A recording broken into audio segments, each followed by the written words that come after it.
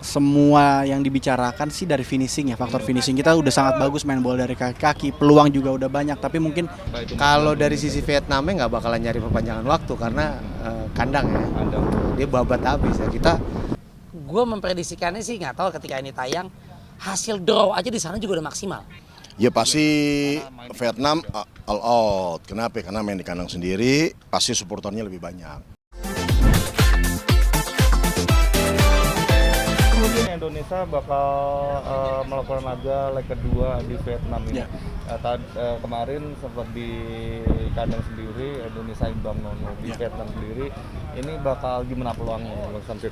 menurut saya peluang masih sangat terbuka lebar gitu, karena ketika kita nanti di Vietnam 1-1 pun kita udah bisa lolos ya. Gitu, jadi saya sih feelingnya dan optimis juga Indonesia bisa tahan imbang atau menang. Jadi Oke. kita lolos di final. Oke. Tapi ngelihat dari prediksinya Bang Samsir sendiri, Indonesia akan skornya berapa sih biasanya di final? Apa di Vietnam? 1-1. 1-1. Satu sama. Oh, berarti akhirnya bisa lolos. Bisa lolos. Agregat ya, berarti Ya, main agregat betul. juga ya. Karena kan di sini nggak ada gol kan. Bang Nasir ngelihat dari para ibarat dari para skuadnya ini sendiri di tahun ini sendiri dengan hadirnya mungkin legion baru sendiri kayak Jordi Amat sendiri, gimana sih Bang Samsir sendiri prediksi Indonesia bakal bisa melangkah sampai ke final dan juara nggak sih yang dari dulu ibarat? Iya, menurut saya dengan skuad yang ada sekarang sangat fresh ya, sangat fresh, apalagi ada bantuan naturalisasi juga. Gitu. Jadi menurut saya skuadnya luar biasa, ada Mark Locke juga yang jadi penyeimbang di lini tengah, ada Marcelino juga, anak muda yang sangat bagus ya. Jadi menurut saya Indonesia rintangan terakhirnya nanti malam sih menurut saya, pas lawan Vietnam. Ketika itu misalnya sudah bisa lolos, menurut saya juara. Tapi kalau Bang Samsir sendiri ngelihat yang peluang untuk juara ya, kita bicara juara sendiri mana sih Bang? Atau masih Thailand sendiri? Ibaratnya kemarin Thailand baru kalah nih gitu. Iya, menurut ya itu sih yang saya bilang, menurut saya finalnya buat Indonesia tuh hari ini. Final Gitu. Menurut saya kalau Indonesia bisa lewatin Vietnam hari ini, saya sih optimis juara. Tapi dari melihat dari permainan Indonesia sendiri, Bang Samsir sendiri masih melihat kekurangannya di mana sih Bang? Yang semua yang dibicarakan sih dari finishing ya, faktor finishing kita udah sangat bagus, main bola dari kaki, peluang juga udah banyak, tapi mungkin lebih tenang sedikit di depan gawang akan lebih baik sih. Gitu. Jadi finishing lah. Oke. Udah. Makasih. Oke Bang Isa, ini mau tanya prediksi Piala AFF-nya Indonesia kan akhirnya bisa maju ke semifinal. Ya, kemarin leg pertama Indonesia imbang 0-0 dengan itu Vietnam. Iya ya. Yang kedua ini malam ini sendiri dia sekarang. yang nggak boleh kebobolan. Gimana nih Bang prediksinya Bang Isa sendiri seperti apa? Ya yang pasti sih pelatihnya pasti jangan sampai kebobolan karena kalau udah kebobolan udah parah gitu kan, ngejarnya susah. Yang pasti harus nyari poin dulu awal. Satu aja habis itu fight deh udah. Satu dulu masuk habis itu fight. Tapi lihat peluang Indonesia sendiri seperti apa Mas? Ini kan kalau Vietnam kan memang bicara permainannya selain dia emang bisa yang terkenal kasar juga gitu. Ya paling kalau dari saya melihatnya kasar ya. Kalau secara permainan di lapangan saya ngelihatnya sih Indonesia bisa ngadepin jauh malah gitu. Kalau dia main taktik ya mungkin salah satu taktiknya ya kasar. Itu kan bisa jadi taktik juga kan. Ngancurin strategi orang ya harus kasar. Ya macam-macam, makanya ya gimana caranya supaya adik-adik kita ini jangan terpancing. Justru malah dibalikin, kita bikin dia terpancing gitu. Jadi lebih emosi, ada yang terganggu, kita manfaatin dia kandang kan. Prediksinya Bang Isa sendiri berapa sih skornya nanti nih Indonesia? Wah ketat banget ya, bisa 2-1 kan. 2-1. Bakal perpanjangan waktu nggak sih? Atau mungkin sampai itu? Kalau dari sisi Vietnamnya nggak bakalan nyari perpanjangan waktu karena kandang ya. Kandang. Dia babat habis ya. Kita pertahanan terbaik adalah menyerang. Tapi nggak dari peluang sendiri kan Indonesia sekarang juga diperkuat pemain naturalisasi baru kayak Jordi Iya. Amat yang mungkin pengalaman Eropa lah. Iya, siapa si Jordi Amat sebenarnya kan harusnya Elkan Balgot tapi nggak dikasih sama klubnya. Ya beberapa pertandingan sih Amat sama siapa yang bukan backnya gitu, itu udah lumayan sih, udah lumayan. Amatnya yang lebih ngikutin ritme sih. Rumahnya kayak rumah kosong. Wah itu patut ditiru ya, patut kita menjadikan contoh gitu, maksudnya banget. Itu aja sih kalau saya, pandangan saya. Tapi di secara untuk sekarang ya, zaman sekarang ini, sekarang anak-anak muda sekarang sendiri, ibaratkan dengan perkembangan waktu, ya bahasanya tuh agak mungkin bisa jadi ini ya, jadi referensi buat Belum tahu juga sih Mas. Kita belum tahu juga. Belum ketemu, belum sebadung-badungnya. Nah kalau ketemu kejadian seperti itu kita nggak tahu. Allah balik hatinya dia, kita nggak tahu. dan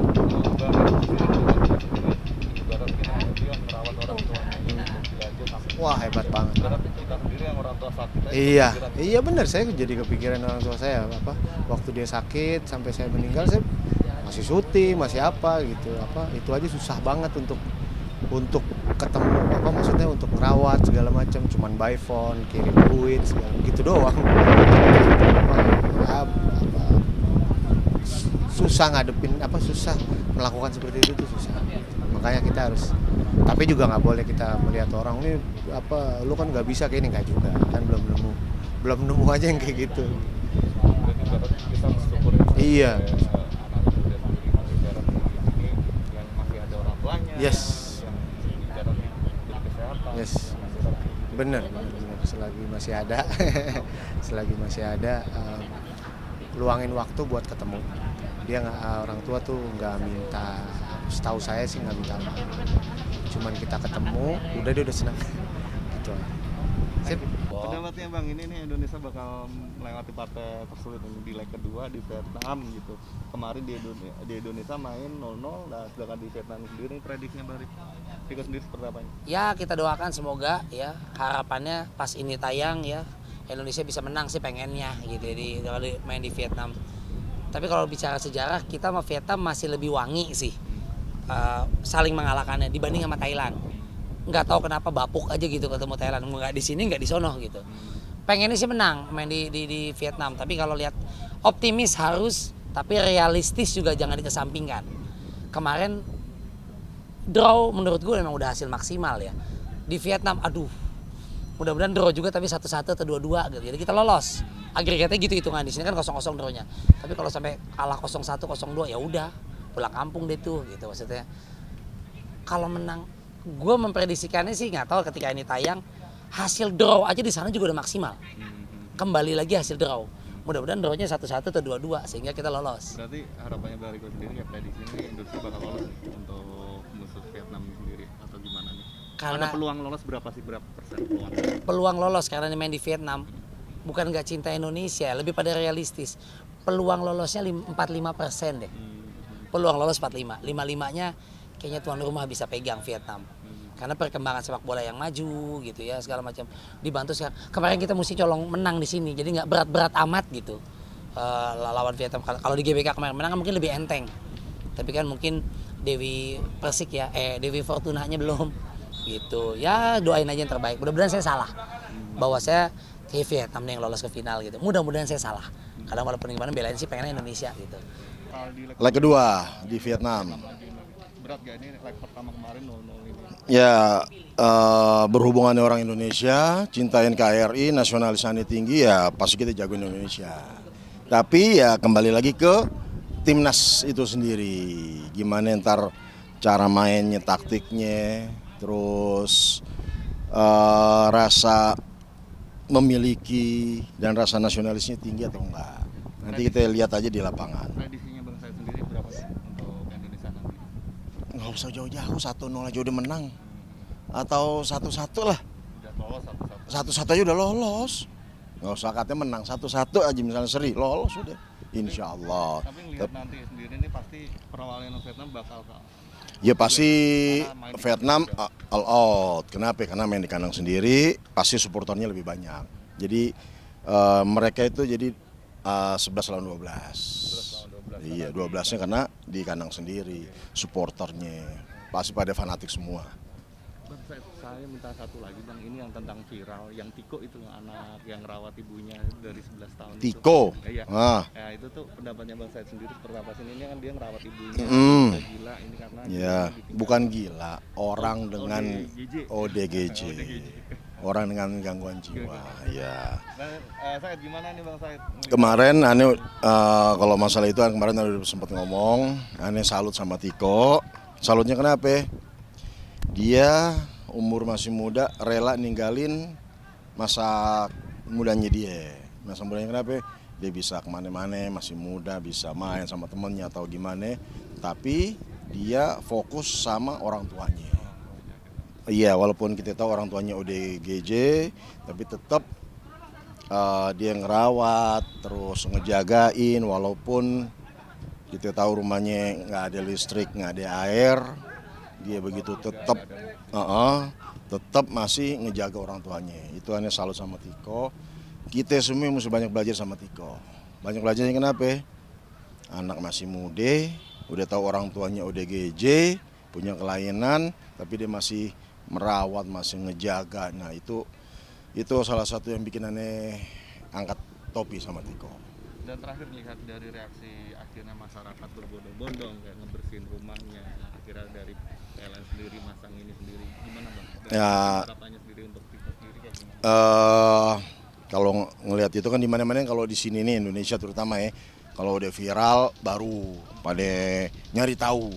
Tapi kita juga harus terima kasih juga sama YouTuber, berkat dia juga jadi tahu kondisi Tiko dan orang tuanya. Dan juga terima kasih juga dia udah bahu-membahu ngebantuin membersihin rumahnya bersama YouTuber yang lain dan masyarakat sekitar. Dan ya gimana ya? Ini jadi belajar sama Tiko. Dengan kondisi orang tuanya yang seperti itu, dia tetap nunjukin nih, gue mau ngerawat orang tua dengan kondisi nggak ada listrik, nggak ada air, terus masih ngelindungin. Ya itu kita mesti banyak belajar dari Tiko. Terutama buat anak-anak sekarang nih, yang kalau ini dari versi nih, kadang-kadang omongan orang tua nggak didengar, kadang-kadang acuh, sibuk sama kesibukan sendiri, sama gadget, sama segala macam. Kita lihat Tiko tuh yang dibilang anak berbakti sama orang tua, ya itu. Dan bisa menjadi contoh untuk Iya, contoh buat aneh. Karena dia bilang ini contoh buat aneh. Cambukan buat kita orang yang masih punya orang tuanya masih sehat, kitanya juga masih sehat, ya itu cambukan buat kita. Kenapa Tiko bisa, kita nggak bisa? Sayangin orang tua kita, sayangin ibu bapak kita yang masih ada. Yang nggak ada doain, jagain orang tua yang masih ada. Itu surga kita, itu keramat kita. Gitu Habibi. Siap, thank you Om.